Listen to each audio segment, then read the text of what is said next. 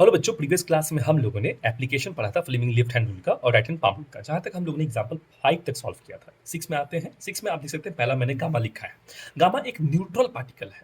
अब गामा की जगह न्यूट्रॉन भी होता तो वो भी न्यूट्रल ही पार्टिकल होता। और मैंने पहले भी बोल दिया है कि जब कोई न्यूट्रल पार्टिकल मैग्नेटिक फील्ड में जब मूव करती है तो उसके ऊपर कोई भी फोर्स एक्सपीरियंस नहीं होता। तो ये तो क्लियर हो चुका है कि यहाँ पर कोई भी डायरेक्शन ऑफ फोर्स नहीं होगा। पर जब अल्फा पार्टिकल्स की हम लोग बात करते हैं तो अल्फा पार्टिकल्स जिसको हम कंसीडर करते हैं पॉजिटिव चार्ज पार्टिकल, और वही होता है डायरेक्शन ऑफ करंट। तो यहाँ पर अब निकालना है हमको डायरेक्शन ऑफ फोर्स क्या होगा। तो देख सकते हैं मैग्नेटिक फील्ड लाइंस यहाँ पर क्या है हमारी। मैग्नेटिक फील्ड लाइंस जो है हमारी, वो पहले आप फिंगर्स को ऐसे कर ले। तो मैग्नेटिक फील्ड लाइंस हमारी ऐसे है, तो हमने इसको ऐसे कर लिया, करंट ऐसे फ्लो कर रहा है। आप देख सकते हैं फोर्स क्या है, ऊपर की तरफ में है।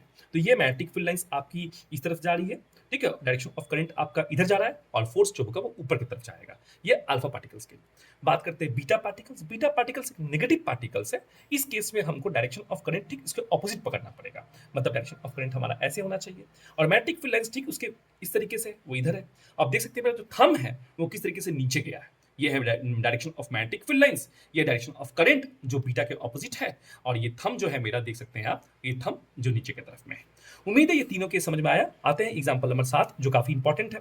यहाँ पर आपसे एग्जामिनर पूछा है कि 1 2 3 में मैक्सिमम फोर्स किस में होगा। तो आप देख सकते हैं ये है डायरेक्शन ऑफ करंट, ये है मैग्नेटिक फील्ड, ये है मैग्नेटिक फील्ड लाइंस, और ये है आपका डायरेक्शन ऑफ करंट। फोर्स हालांकि नीचे होगा, पर यहाँ पे याद रखिएगा, यहाँ पर फोर्स मैक्सिमम इसलिए होगा क्योंकि ये फोर्स, ये करंट कंडक्टर जो है वो 90 डिग्री पे है। ये देखिए 180 डिग्री पे है। मैं पहले ही बता चुका हूँ, थीटा जब हमारा 0 डिग्री होगा और थीटा जब हमारा 180 डिग्री होगा, तो याद रखिएगा उस समय कोई भी फोर्स एक्सपीरियंस नहीं होती। मतलब यहाँ पर फोर्स 0 होगा।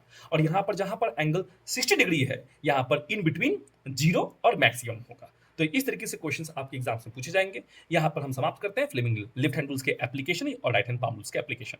तब तक मेरे साथ बने रहें। नमस्कार।